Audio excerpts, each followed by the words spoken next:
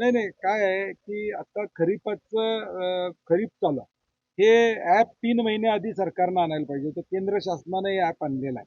आता त्याच्या मागचे 2 उद्देश आहेत. ठीक आहे, लिंकिंग बंद झालं पाहिजे याबाबत आमचंही दुमत नाही. कारण की गरज नसताना शेतकऱ्याला दुसरी खतं दिली जातात, ती थांबली पाहिजेत याबद्दल. मुळात यातला सगळ्यात मोठा उद्देश आहे ते युरिया इम्पोर्टचा विषय यामध्ये. ह्या सगळ्या युद्धजन परिस्थितीमुळं या युरियावर प्रचंड बंधन आलेलं आहे, निर्बंध आलेले आहे. मग आता ते बंद कमी करायचं असेल तर हे ॲपचं ढोंग त्या ठिकाणी काढलं. मग तुम्ही 3 महिन्यापूर्वी ॲप का केलं नाही? आता खरीप चालू आहे. आता शेतकरी सकाळी गेला की त्याला QR कोड स्कॅन करायचा, मग त्यानं दुसऱ्या दिवशी येऊन खत घ्यायचं.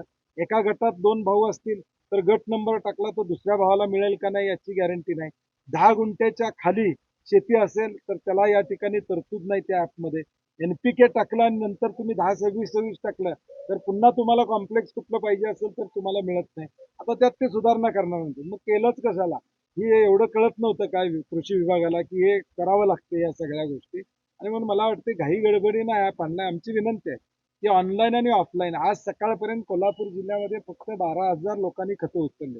5 लाख शेतकरी आहेत. खरीपावर साधारणपणे 2.5-3 लाख शेतकरी गृहीत धरले. तरी या ठिकाणी 10,000 शेतकऱ्यांनी फक्त हा ॲपवर रजिस्ट्रेशन केलेलं आहे. म्हणून आम्ही कलेक्टरना राजू शेट्टी यांनी आम्ही सांगितलेलं आहे की खरीपापुरतं ऑनलाईन आणि ऑफलाईन दोन्हीची तरतूद ठेवा आणि रब्बीला हे फुल तुम्ही या ठिकाणी राहा. आज शासनानं शेतकऱ्यांना खत खरेदी करण्यापूर्वी ऑनलाईन नोंदणीची सक्ती केलेली आहे. ही ऑनलाईन नोंदणीची सक्ती म्हणजे खरीपाच्या तोंडावरती शेतकऱ्यांवरती केलेला अन्याय आहे म्हटलं तर वावगं ठरणार नाही. कारण ऑनलाईन नोंदणीमध्ये या ठिकाणी एक तर सर्व्हर डाऊनचा प्रॉब्लेम येतो, दुसरं म्हणजे शेतकरी टोटली अँड्रॉइड फोनपासून इलिटरेट आहेत. अशा शेतकऱ्यांना ऑनलाईन नोंदणी कशी करायची हे सुद्धा माहिती नाही. आणि माझी कृषी विभागातील तज्ज्ञांना आणि त्या ठिकाणी सरकारमधील काही अधिकाऱ्यांना विनंती आहे की खरोखर आपल्याला अशा पद्धतीचं ॲप आणून जर खतातील काळाबाजार रोखायचा असेल किंवा खतावरचं लिंकिंग रोखायचं असेल तर हा निर्णय स्वागतार्ह आहे. परंतु ऑनलाईन आणि ऑफलाईन ह्या दोन्ही प्रोसेस चालू ठेवाव्या. कारण ज्या वेळेला शासनानं ई पीक पाणीचं ॲप आणलेलं होतं त्यावेळेला 3-3 वेळा मुदतवाढ शेतकऱ्यांना द्यावी लागलेली होती. याचा अर्थ शेतकरी अजून ऑनलाईनपासून अनभिज्ञ आहे. आणि अशा अनभिज्ञ असणाऱ्या शेतकऱ्याला कुठंतरी थोडासा दिलासा देण्यासाठी ऑनलाईन आणि ऑफलाईन हे दोन्ही पर्याय ठेवावेत. शेतकऱ्याला किंवा कृषी सेवा केंद्रवाल्यांना त्या पद्धतीचं ट्रेनिंग द्यावं आणि कशी खत खरेदी करायची याचं टप्प्याटप्प्यात अवलंब करीत 6 महिन्यानंतर जरी अवलंब केला तरी चालेल, पण खरीपाच्या तोंडावरती हा निर्णय मागे घ्यावा अशी शासनाला कळकळीची विनंती. शेतकऱ्यांना खताची आगाऊ नोंदणी करण्यासाठी IFFS म्हणजे फ्रेमवर्क फॉर फर्टिलायझर सेल हे ॲप डाउनलोड करायला सांगितलं. या ॲपवरती पुढल्या 15 दिवसानंतर लागणारी खतं आज आम्ही नोंद करायचे. 4-5 दुकानांचा आम्हाला त्यामुळे नंबर येणार, कुठं खत उपलब्ध आहे ते आम्हाला कळवलं जाणार आणि मग आम्ही जाऊन तिथं त्या 3 दिवसात खतं घ्यायचे, रोख पैशाने घ्यायचे. म्हणजे शेतकऱ्याकडे जर रोख पैसे नसलं तर तो खतं घेऊ शकणार नाही. आणि ह्याचा प्रयोग कोल्हापूर आणि संभाजीनगर जिल्ह्यासाठी महाराष्ट्रातून पथदर्शी केलेला आहे. आज जिल्हाधिकाऱ्यांनी त्याबाबत सूचना केलेल्या आहेत. आमचं असं आहे या सरकारला सांगणं, शेतकऱ्यांच्याकडे अँड्रॉइड मोबाईल नाहीत, किमान 25-30% शेतकऱ्यांच्याकडे नाही आहे. त्यांना त्यातलं कळतही नाही त्याने नोंदणी कशी करायची. दुसरी गोष्ट, डोंगर दऱ्यातनी तुमची अजूनही हे नाहीत, रेंज वगैरे नाही, तिथं नोंदणी कशा करायची. तिसरा मुद्दा, 1-7-12 आजोबांचं नाव असेल, वडिलांचं नाव असेल तर 4-5 भाऊ मिळून करतात, पण त्यातल्या नेमक्या कुणी खतं घ्यायची, कुणी कुठं नोंद करायची. त्यामुळे हे सर्व विसंगती होणार आहे. यामुळे शेतकऱ्यांना नको त्याला इतका त्रास सहन करावा लागणार आहे. याला आमचा विरोध आहे. आमचं सरकारला सांगणं आहे. आणि मुळात घात पाहून शेती केली जाते. पाऊस पडला आज तर उद्या आम्हाला खतं लगेच लागतात ताबडतोब. मग 15 दिवस आम्ही वाट बघायची का? त्यानंतर पाऊस उघडला तर काय करायचं? म्हणजे ऑनलाईन सगळं करायचं चाललंय. मग गेल्या वर्षी सरकारनं असाच एक प्रयोग केलेला आहे 7 वर्षापूर्वी. आमची पीक नोंदणी आम्ही ऑनलाईन करतोय त्या ॲपवर सरकारच्या. मागल्या वर्षी 2 महिने ते ॲप डाउनलोडच झालं नाही किंवा सर्व्हर डाऊन होता आणि तसंच परिस्थिती आता झाली तर काय करायचं? म्हणजे सर्व्हर डाऊन झालं की आमची शेती डाऊन करायचं का आम्ही? हे अजिबात असलं काय प्रयोग करू नका. आम्हाला हवं तिथनं खतं घेऊ दे. शिवाय आमच्या गावातला आमच्या ओळखीचा दुकानदार आम्हाला उधारीवर देत असतो. आमचं क्रेडिट असतं 4-6 महिन्याचं वर्षाचं. बाहेरच्या दुकानदार आम्हाला कसं क्रेडिट देणार?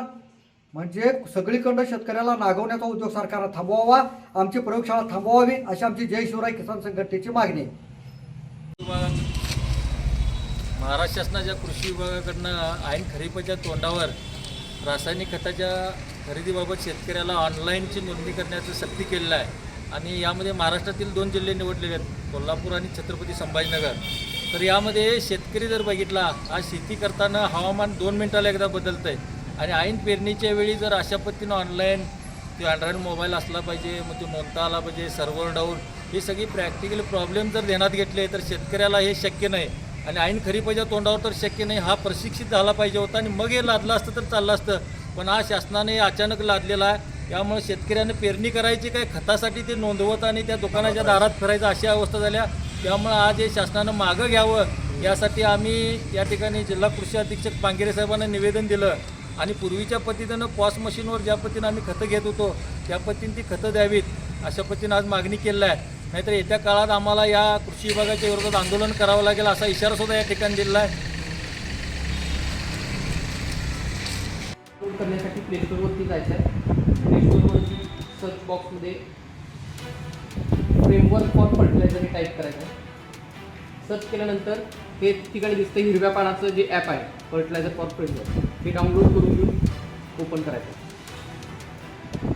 ओपन केल्यानंतर या ठिकाणी भाषा निवडीचा ऑप्शन आहे. शेतकरी त्याच्या कन्व्हिनियंटप्रमाणे भाषा निवडू शकतो. या ठिकाणी इंग्लिश, हिंदी, मराठी या तिन्ही भाषा दिलेल्या आहेत. मराठी भाषा शेतकऱ्यांच्या दृष्टिकोनातून सोयीस्कर पडल्यानंतर मराठी भाषा निवडल्यानंतर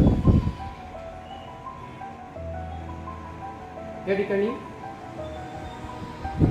ही जी स्क्रीन आहे याच्यावरती नेमके शेतकऱ्याने काय करायचं आहे. पहिल्या याच्यामध्ये जमीन आणि पिकाचा तपशील जोडायचा आहे, त्याच्यानंतर खताचे प्रमाण निवडायचं आहे, विक्रेता निवडायचा आहे आणि आपला QR कोड जनरेट करायचा आहे. QR कोड जनरेट झाल्यानंतर खत विक्री केंद्रात घेऊन गेल्यानंतर तो QR कोड ई-पॉस मशीनच्याद्वारे स्कॅन करून शेतकऱ्याला खत मिळणार आहे. तर अशा पद्धतीनं पुढे जाण्यासाठी पुढे चालू ठेवावरती क्लिक केल्यानंतर या ठिकाणी शेतकऱ्याला एकतर आधार क्रमांक टाकता येणार आणि ॲग्रीस्टॅक ID टाकता येणार आहे. तर आपला आधार क्रमांक किंवा ॲग्रीस्टॅक टाकण्यापूर्वी आपलं राज्य निवडावं लागेल. राज्य ड्रॉपडाऊनमध्ये येते.